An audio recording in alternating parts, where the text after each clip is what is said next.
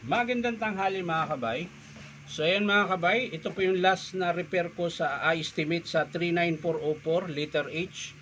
Ayan. So ganun pa rin ang model mga kabay, DWD022, tapos ang sira chuck. Ito gumagana mga kabay. Ayan. So testing natin yung hammer mga kabay.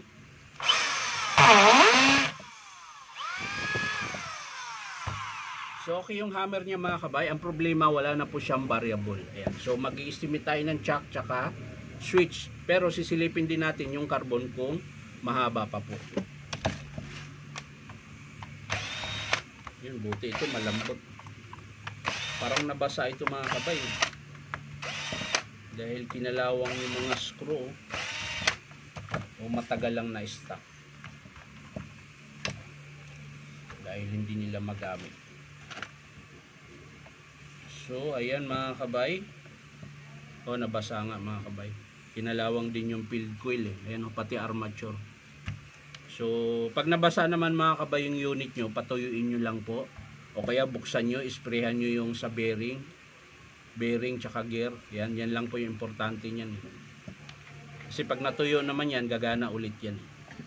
Huwag nyo lang isaksak na mga 2 araw na basa. Tapos saksak mo na yun.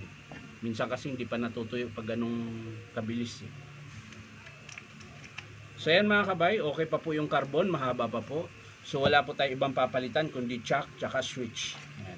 So isasara ko na siya mga kabay. Ayan. Ba't ayaw? Ano nangyari? Ayun.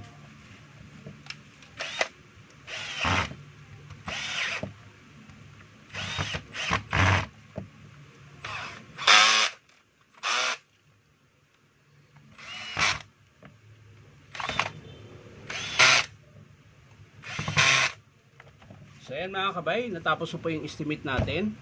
So sa mga gustong magpa-repair mga kabay, punta lang kayo dito sa Powerman Hardware 530 T. Alonso, Santa Cruz, Manila. Hanapin nyo lang po yung signboard na nakalagay DeWalt Stanley Black & Decker. Ayan. So yan, maraming salamat mga kabay. Ulitin ko, ang estimate po dito sa drill na to ay chuck tsaka switch. So yan lang mga kabay. Bye bye.